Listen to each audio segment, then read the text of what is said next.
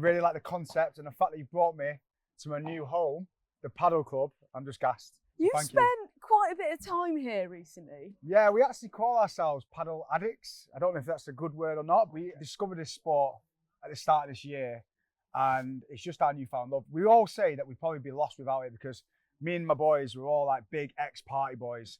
So this is the one thing that keeps us on track. And out of trouble. Yeah. Are you sort of early riser when it comes to paddle, or does it differentiate, or is there a schedule of the Addict Club? To be honest, you can't get a game most days, so you just take what you can take. But yeah, we're in it at 7 o'clock in the morning some days. If I can get one in at 3 o'clock in the afternoon, I will. So I'll play at any time. We've got a WhatsApp group, right? Yeah. So if someone pings in a game, if I can make it, I'm there. You're there. And I used to do 3 games a day. That's a lot. But they put a cap on us now. Oh. We can only do 2 games a day now because some people are taking the piss, basically. That is a lot of paddle. That's 3 hours worth of paddle. But let's get back to the start and the reason for why you love this game so much. Talk to me about sobriety, because a lot has changed in your life in the last few years. Yeah, so basically, I think sobriety now is essentially my superpower, because for about 10 years in my 20s, I used to throw parties for a living. I was a professional party boy. And that involved hosting nightclub events in Manchester, London, Ibiza, Marbella.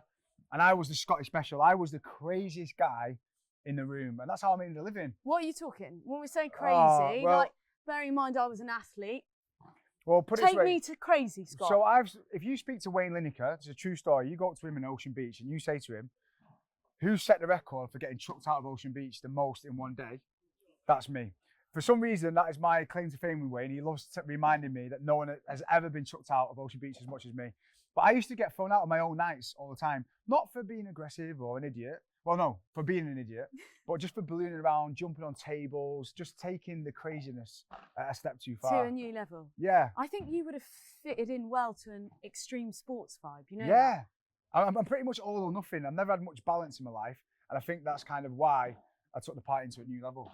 Okay, so you've had this crazy period of time. Yeah. What was it that made you take that decision to say, this is enough? So basically, it was quite cool when I was younger. I was living this rock star life, and we used to have like big names turn up to our parties like Justin Bieber, LeBron James, and it was all very glamorous, and I loved it. But as I got a little bit older, I started to think, I'm not reaching my potential, and I almost felt trapped in this kind of lifestyle. Like literally all we knew when it came to socializing was going out. I think my generation, like, were just wrapped up in, if it was your birthday, you go out and get drunk. If it's a social event, you're getting drunk. Whatever the excuse, it was just all around drinking. And for some reason, I felt like I couldn't break out of it. And I used to get myself into a lot of trouble in terms of, I used to upset a lot of people. I had no filter. I'm quite a nice guy, I would say, when I'm sober. But when I was drunk, I could upset a lot of people socially. And that didn't really affect my life until I got into business. So then I launched my businesses, social PR. It was doing really well. But I started to get some big clients and everything else. And what I started to realize is going missing for 2 days or getting drunk at a client's event, it was affecting my potential. And one thing that's more important to me than anything else is success. I want to be successful. I want to reach my potential, right? Yeah. I don't know what it is. I'm just so driven in life to get to the top of whatever it is I'm doing. And there was one time when I got chucked out of a big work event for being too drunk, and I nearly lost my biggest client. I nearly lost my team and my relationship, my business partner at the time, because they were all like, Scott, like, you're affecting like the business now. And that was a big wake-up call for me. And I was at rock bottom. I was like, I've pissed people off in my life, and I know I've been a bit of an idiot when I'm drunk. But when it comes to my business and my success, like, nothing can get in the way of that. So that's when I made the decision to go sober for 12 months. It was a very difficult decision at the time because I had to break away from everything I ever knew, but it was life-changing. That is huge, like that commitment to 12 months. Talk to me about that period of being rock bottom, because that's an extravagant word.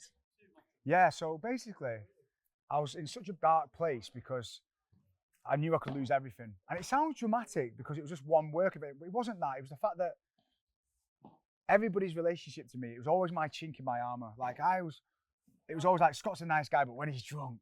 Yeah. And it was something that would get me down all the time. And this work event was the first time where it just felt like everyone was against me. And the fact that I could lose my business that I worked so hard for was really difficult. So I had this holiday booked in Abu Dhabi, and I thought, you know what, I'm just going to go on my own.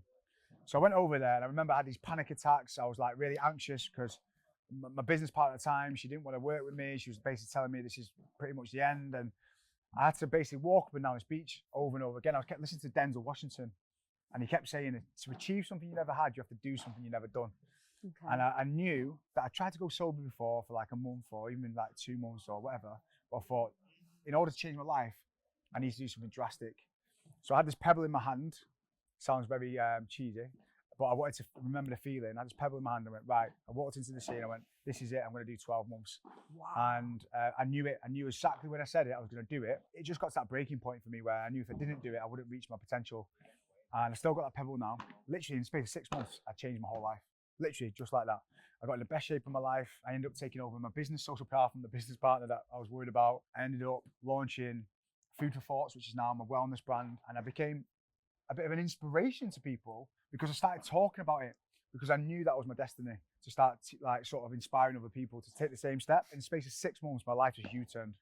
It's mad. And with a U-turn like that comes change massively on a social level. Did you find the people that you were surrounded by, you sort of had to shake off, or did they support that decision? Because I believe that's when you truly find out who your friends are. Yeah, it was difficult at first because that's all I knew. Even with my brothers, like we all drank together, we all partied to the point, like to be fair though, even my brothers didn't really want to drink with me anymore. And my closest friends. So you took it to a totally new level. Yeah, do you know what it was, right? In all fairness, I could be a nightmare when I drank, but it wasn't the fact that I was that bad. It's the fact that I was so different to who I am now when I'm sober. Does that make sense? Yeah. Because I look back and go, I didn't do anything that bad, but it's the fact that people didn't really recognise me because I would become the Scottish special. I was so different when I drank. And I think that's what the problem was. So I was already pushing away the people that I love. So when I did make this decision, they were kind of relieved as well.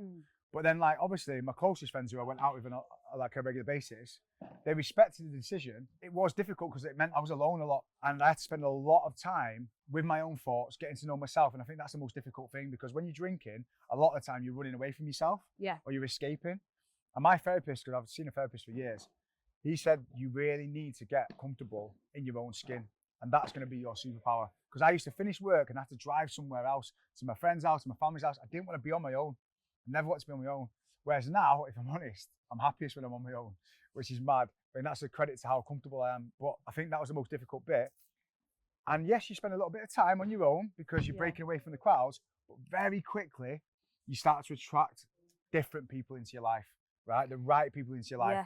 Doing things like playing paddle, going to like certain gym classes and whatever else, you start to attract the right people. And then the best feeling ever is all those people that you had to leave behind, they end up coming back around now and they're on the sober journey with me. And like some of my best friends have been through the same journey now. And it's that you end up sort of being an inspiration to those people around you as well.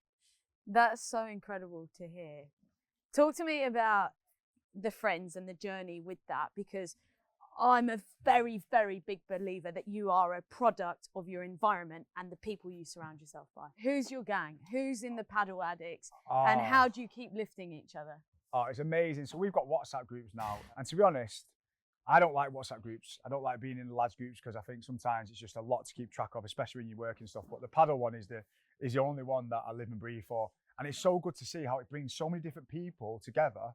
Like, I don't know, the older generation, like you've got some of the old party boys in there, you've got businesses, so everyone is just brought together. I think it's just something that we all look forward to. Like we look forward to a night out. It's the only thing that keeps me in on a Saturday night. And I'm so gassed for a Sunday morning because it just gets me pumped. And I've always said, like, I find it difficult to find that same, not escape, but that same thrill that I used to get from partying, right? Yeah. It's really difficult to find that, but paddle gives me that. It's the only thing that I can do for 90 minutes and totally forget about work, forget about stress.